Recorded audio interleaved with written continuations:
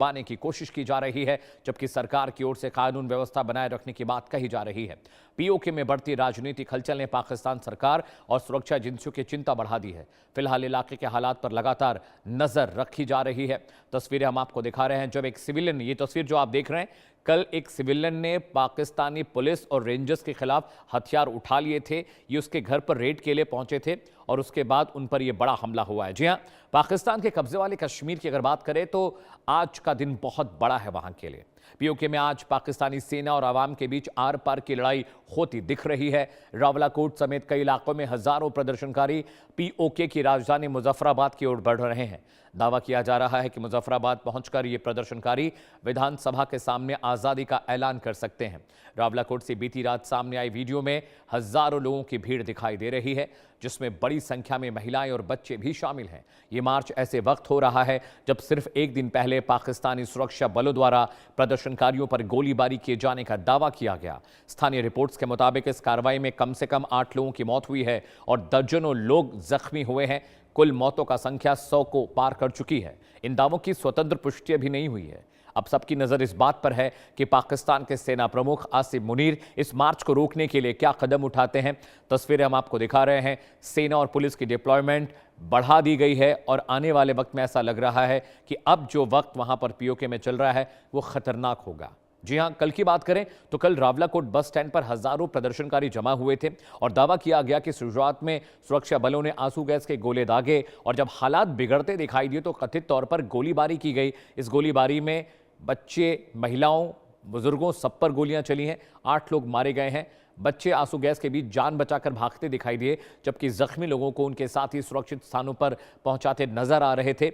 इस तरह की कार्रवाई के दावे सुधानोटी इलाके में भी सामने आए हैं। स्थानीय रिपोर्ट्स ये बता रही हैं कि रावलाकोट, मुजफ्फराबाद, बागकोटली, मीरपुर, हटियावाला और सुधानोटी समेत कई जिलों में एक साथ सुरक्षा अभियान चलाया गया है ताकि जो प्रदर्शनकारी हैं मुजफ्फराबाद की ओर न बढ़ सके।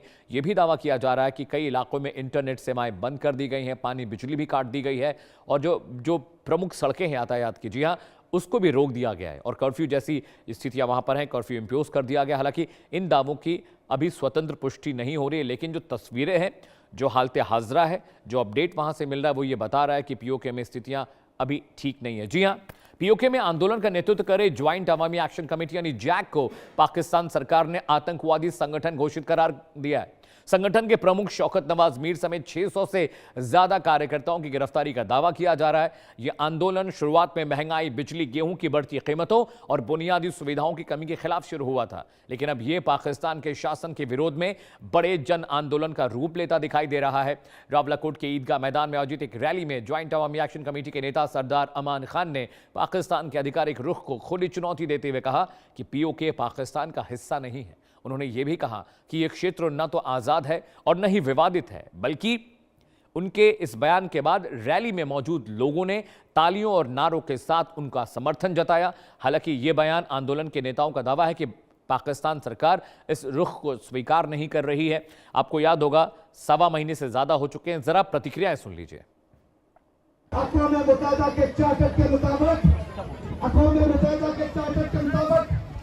ये इस पर क़रारदादें मौजूद हैं और उन क़रारदादों की मौजूदगी में ये एक डिस्प्यूटेड टेरिटरी है, ये एक मुतनाज़ा इलाका है, लेकिन ये मुतनाज़ा नहीं है, ये मकबूजा इलाका है। ये मकबूजा इलाका, इस पर कब्जा है, इस पर जबरी कब्जा है। ये एक मुतनाज़ा इलाका है। जिस मुतनाज़ा इलाके में अवाम के पास ये राइट है, जम्मू कश्मीर के मसले के मुताल्लिक जो बात करने का इख्तियार है, वो किसी के पास नहीं है। वो इन खवातीन के पास है, वो इन मर्दों के पास है, इनकी औलादों के पास है, वो रियासत के शहरियों के पास है और इस पर हम अपना हक महफूज रखते हैं। तो इस तहरीक में शहीद भी हो जाए तो हमें यकीन है हमारी औलादें इस अलम को बुलंद रखेंगी, इस झंडे को बुलंद रखेंगी। हमारी माएँ, बहनें, बेटियां इस अलम को बुलंद रखेंगी और फतह से पहले हम सारे मारे जाएं। फतह से पहले ये जंग खत्म नहीं होगी। ये जंग खत्म, अब ये हुकूक की जंग खत्म, हुकूक की जंग खत्म नहीं होगी। और बच्चों से मैं कहना चाहता हूँ, एक वो दर्स है जो स्कूल में है, सब झूठ है। मुताला पाकिस्तान में सिर्फ एक सच है, वो दानिश अफसर कहता है मुताला पाकिस्तान में सिर्फ एक सच है। कि बारिश के मौसम में ज्यादा पहाड़ी इलाकों में, गर्मी के मौसम में मैदानी इलाकों में ज्यादा गर्मी पड़ती है और पहाड़ी इलाकों में सर्दी में ज्यादा सर्दी पड़ती है। इसके अलावा कोई सच नहीं है। असल सच आप पढ़ रहे हैं। तो आप सरदार अमान को सुन रहे थे, उन्होंने साफ कह दिया कि आंदोलन अब और बड़ा होगा। एक तस्वीर दर्शकों में आपको दिखा रहा हूं, वो तस्वीर देखिए और समझिए। पीओके में हालात जितने बयां किए जा रहे हैं उससे ज्यादा खतरनाक हो चले। ये देखिए, ये लॉन्ग मार्च है, पब्लिक सड़कों पर उतर आई है और पीओके को पाकिस्तान से आजादी दिलाने के लिए वहां की जो जनता है, वहां के जो हुक्मरान है, वो अब रोड पर उतर आए। ये देखिए, ये वो जनता है, ये वो आवाज है पाकिस्तान ऑक्युपाइड कश्मीर की, जो पाकिस्तान में अब रहना नहीं चाहते, वो भारत का हिस्सा बनना चाहते हैं। हजारों लोग, करीब 1.25 लाख लोग सड़कों पर उतरे थे दर्शकों। और ये देखिए, इसमें आपको बच्चे भी दिखाई दे रहे होंगे, इसमें महिलाएं भी दिख रही हैं, बुजुर्ग भी दिख रहे हैं। और ये देखिए, ये मार्च जो निकला है, ये पाकिस्तान सरकार वहां की सेना के खिलाफ है, वहां के रेजिम के खिलाफ है। और ये तस्वीरें देखिए।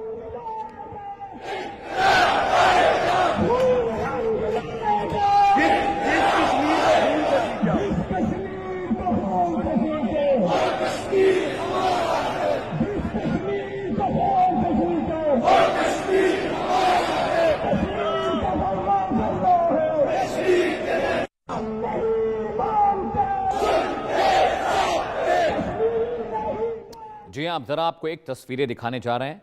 ये फायरिंग की तस्वीरें हैं, गोली चलने की तस्वीरें हैं। अब जरा ये तस्वीरें देखिए। देखिए, मैं आपको पहले ये ब्रीफ करता हूं।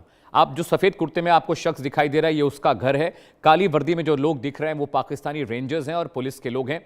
इन्होंने उस शख्स के घर पर रेड डाली थी, जिसके बाद उस घर के जो लोग थे, जो पुरुष थे, उन्होंने पुलिस पर हमला किया, पुलिस से लड़ाई की, उन्होंने खुद बंदूकें उठा ली हैं। पाकिस्तान सरकार और पुलिस की जाती अब उनसे बर्दाश्त नहीं हो रही है। आपको देखिए, कुछ महिलाएं भी वहां खड़ी दिखाई देंगी जो घर से बाहर निकली हैं। और एक सफेद कुर्ते में जो शख्स आपको दिखाई दे रहा है, उसने बंदूक उठाई है पाकिस्तानी सेना के खिलाफ। हाँ देखिए, ये वो शख्स है, जरा सुनिए।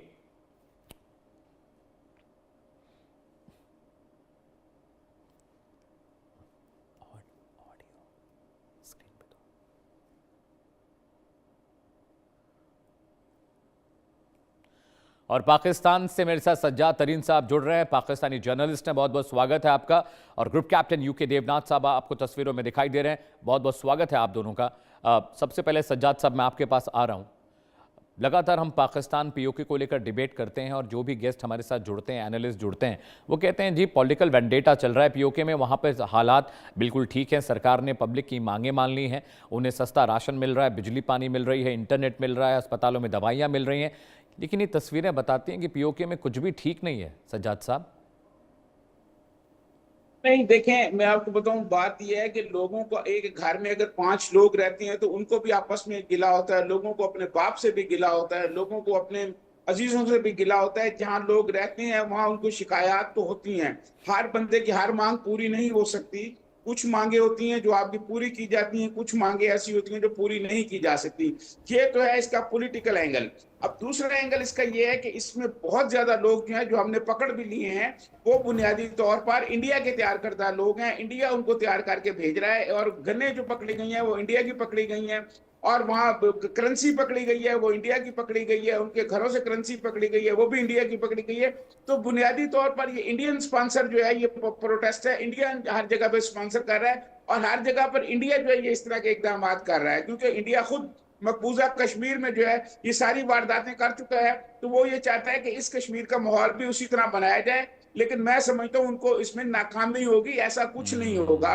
शिकायत तो हर जगह पे होती हैं, लोगों को कुछ मांगे पूरी हो जाती हैं, कुछ मांगे पूरी नहीं होती। फिर आप लोगों को गोली मार देते हैं। जो लोग अपनी मांगे मनवाते हैं आप उनको गोली मार देते हैं, बच्चों पर गोलियां चलवाते हैं, बुजुर्गों पर गोलियां चलवाते हैं और ये एजेंडा सेटिंग करते हैं कि कैश मिला है इंडियन रुपी। सबूत आपके पास है? मैं तो आपको 50,000 सबूत दिखा रहा हूं कि पब्लिक सड़कों पर उतर आई है।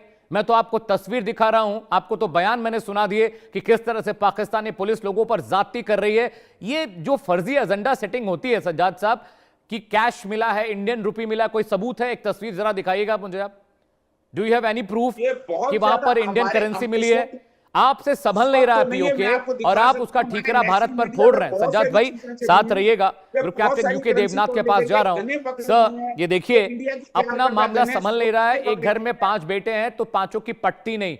अगर इतना गिला शिकवा है कि आप गोली मार दे रहे हैं लोगों को, इतना गिला शिकवा है कि राशन बंद कर दिया, बिजली बंद कर दी, पानी बंद कर दिया, इतना गिला शिकवा है कि औरतों का रेप कर रहे हैं। पीओके से एक एक्टिविस्ट जुड़े थे मेरे साथ, मुस्तकिल साहब, उन्होंने कहा कि पाकिस्तानी रेंजर्स वहां पर घरों में घुसकर महिलाओं का रेप कर रहे हैं, उनके साथ बलात्कार कर रहे हैं। ये लाखों की भीड़ जो सड़कों पर उतर आई है, ये सिर्फ एक पॉलिटिकल वेंडेटा नहीं। सज्जाद साहब, group captain UK Devnath sir, आता हूं सज्जाद भाई, आ रहा हूं। पहले तो सज्जाद भाई को ये बताना चाहता हूं कि शायद इनको अपना डेटा ठीक रखना चाहिए। राइट। मैं खुद थोड़ा बहुत इंटेलिजेंस